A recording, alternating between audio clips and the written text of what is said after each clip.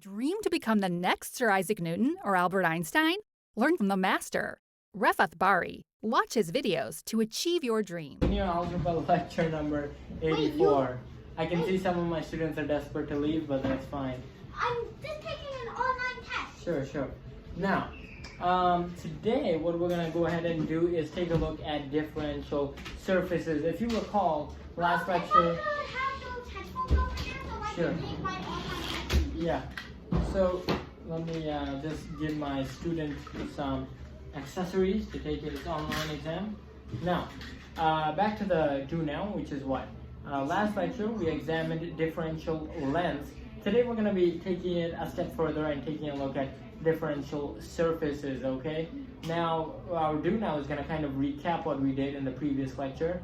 And yeah, then after the do now, we're going to move on into differential surfaces. So let's go ahead and take a look at the do now. Hopefully it'll serve as a recap if you're not already familiar with the concept of differential length. Okay, so I'm going to stand up for this one because it is worthwhile. Now, here let's say I have some kind of arc length, okay? Let's say I have an arc length on R2. So I'm in R2 and I have some arc length, so maybe something like this. And the domain of my arc is going to be from some x value A to some x value B. So it's going to be a finite arc, right? Now here comes the key question. What is that key question? The question is, how big is this arc, right? And does anyone remember the formula we used to calculate the length of this arc? Hint, Pythagorean theorem. Right? Anybody remember Pythagorean theorem, but in the calculus form? Okay, so let's take a look. Ready?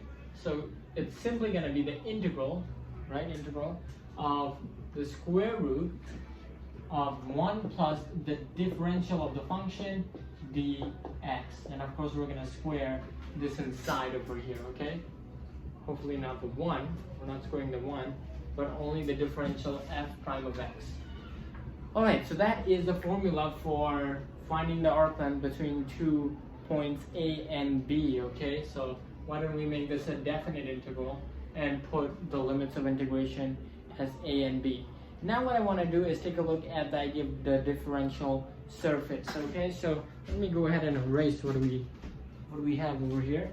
And we're going to take a look at the idea of differential surface. Now, I want to treat this concept faithfully because it is a very misunderstood concept. So to understand differential surfaces, first what we're going to do is take a look at the Cartesian coordinate plane version, okay? So here's what I'm going to do. First, what I'm going to do is start off with the Cartesian coordinate plane. Cartesian coordinate plane.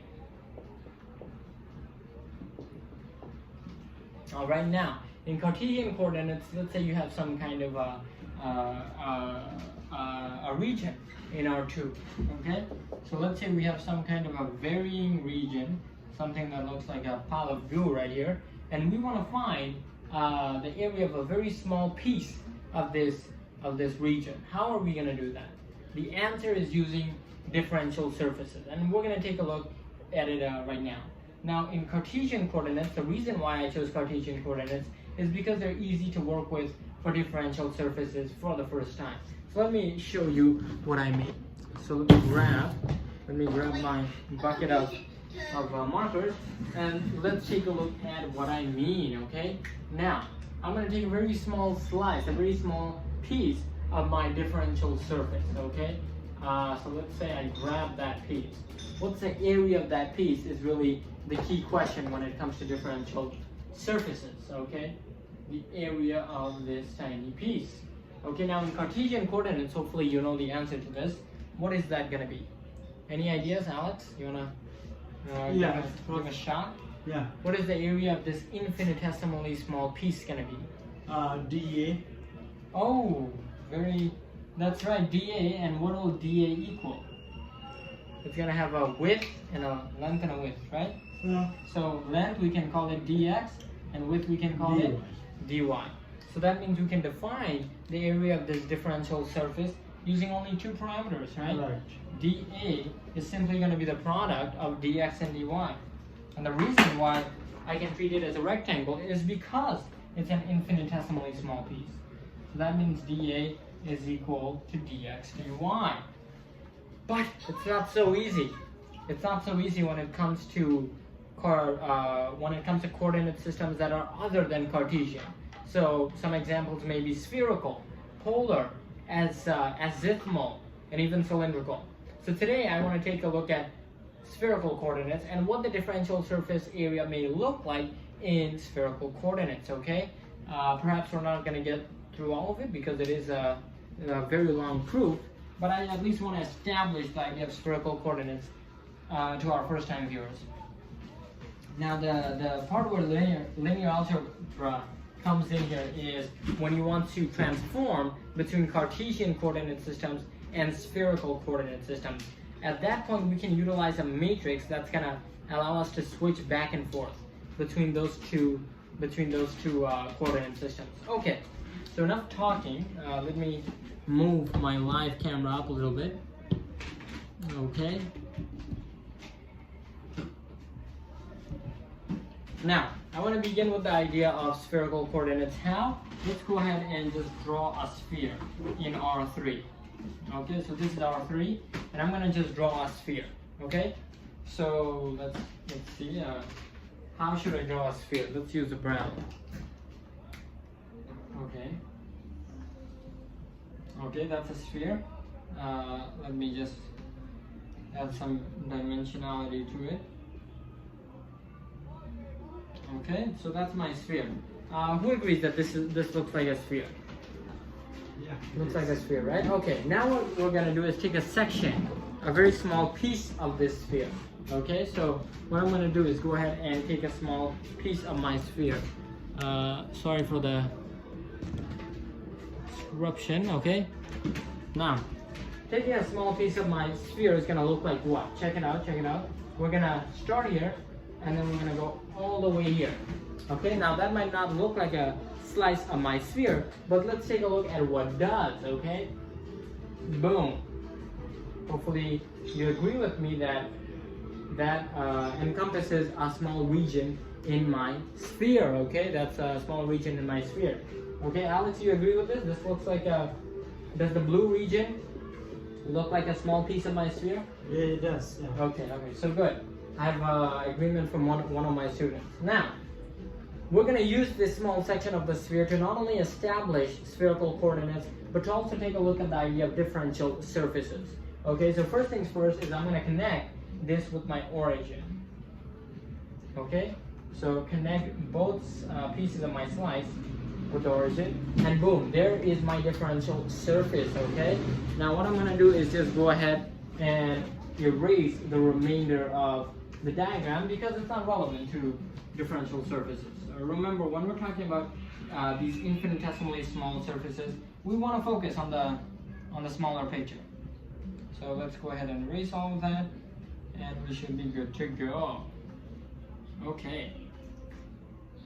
Okay, so that right there is a small section of my sphere in R3. Now what am I going to do? What I'm going to do is just go ahead and highlight this section. And what I'm going to do is take a differential surface, a very small piece of my surface. Okay, so here's how that's going to look like. Okay, so I'm going to take a very small piece of my surface.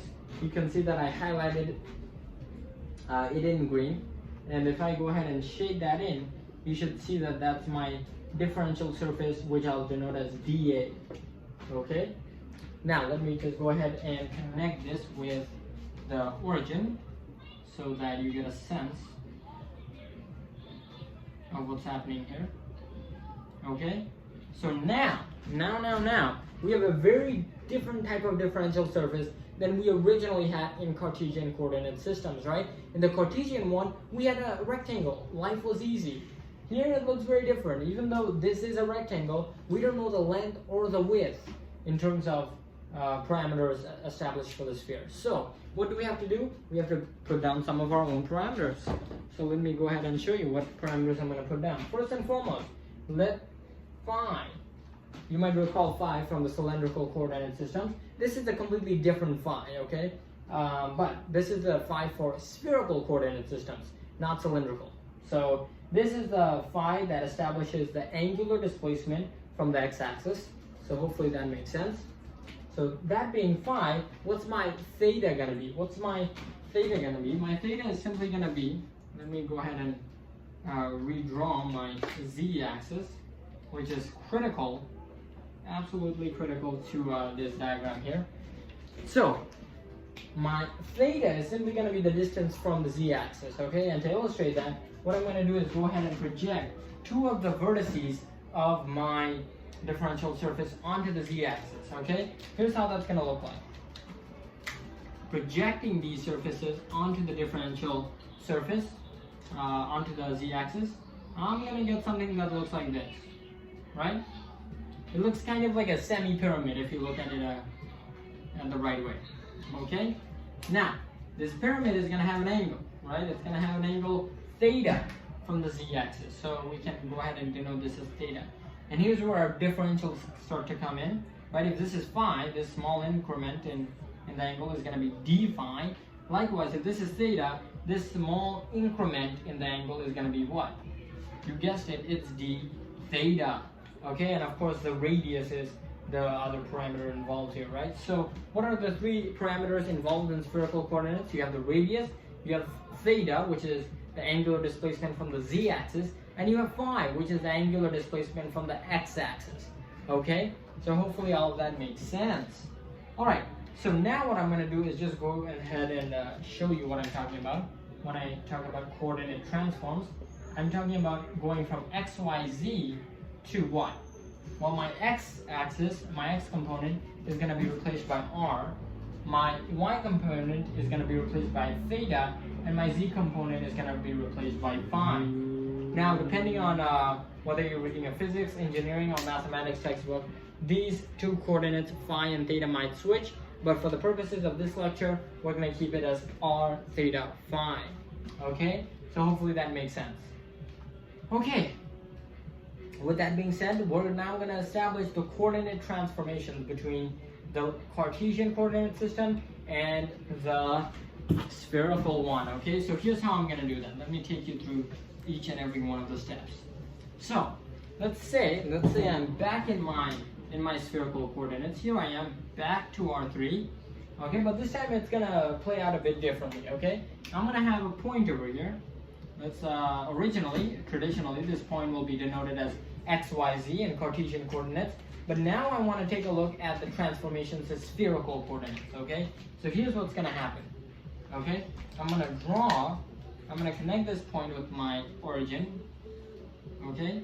And I'm going to project this point onto my xy plane, okay? You'll see why this is so important, because pretty soon this is going to help us establish the xy coordinates in spherical coordinate systems. Okay. With that being said, what do we know? We know that my angular displacement from the z-axis is going to be denoted by some angle theta, and my angular displacement from the x-axis is going to be represented by some angle phi. Okay? Now, if this angle is theta, here's where the creative part comes in. If this angle is theta, what must this angle be? Right? By the law of internal angles, this angle must be congruent to theta. In other words, it's also theta. Okay? And knowing that this is a projection almost empowers us. Right? Why does it empower us? Because here's what I can say. Since I know that this is the radius of my sphere, right? Because of course distance from the origin in spherical coordinates is going to be represented by r. How can I represent my x and y legs? How can I represent the two legs of my right triangle? Well, use theta and use r, right? If this is r and this is theta, I know what this green line is going to be. It's simply going to be r sine theta. R sine theta. Now, here's where the amazing part comes in. That's r sine theta. Of course, this has to be r cosine theta. But here's where the tricky part comes in, and here's where students often get messed up. Now what I'm going to do is take this leg over here and project it onto the x and y coordinates. Okay? So projecting that leg into the x and y coordinates, what am I going to get? Well, let me simplify my diagram up here a little bit. It's starting to get crowded. Okay. So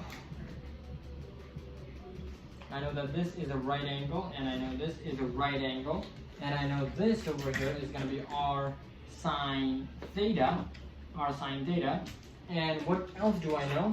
My last parameter is of course going to be phi, and that phi is going to be over here. Now if this is phi and this is r sine theta, what is this leg going to be? Think about it. It's going to be r sine theta sine phi. That's pretty crazy. R sine theta sine phi. And likewise, you know that if this other leg and this blue leg have to add up to this green leg, this has to be what? R sine theta cosine phi, right? And those three coordinates right there, those three transformations right there, folks, are all you need to go between Cartesian and spherical coordinates. Okay, so let me go ahead and show that to you. Okay, so finally, let me formalize what I just did. I can say that my new x component is going to be represented by what? Let's cut out this all of that.